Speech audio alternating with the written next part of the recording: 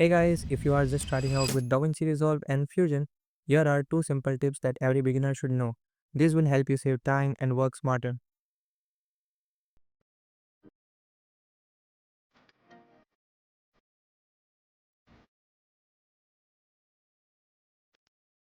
Tip number 1.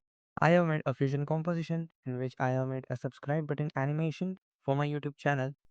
And if I want to save all these nodes for future use, then I will come to node area, I will click once and I will press command A. So we can see that all our node is selected. After that, come to any one of the node and right click there and come to settings and come to save as. Select this option and you can save it as a dot setting file. So I will name it as a subscribe button and I will save it. Later, if you want to use that nodes again, then come to your files and search for subscribe button. So this is our dot setting file. Now all you need to do is just grab it and drag it into our node area. And now you can see, and just like that, your fusion composition will appear again. But here's something important.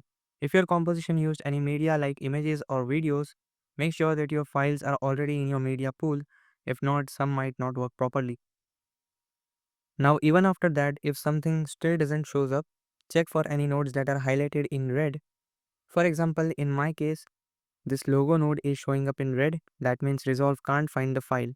So what you need to do is just select that image or PNG which you have used and just drag it and place exactly where it was supposed to be, and this DaVinci Resolve will ask you to replace the logo and then click OK. So now you can see that the problem is fixed, and that's it, your composition is fixed and ready to go. Now here's the second tip, and this one is super useful. I have created this subscribe button animation in Fusion and I want to use it on top of my videos. I can easily export it, but when I play it later,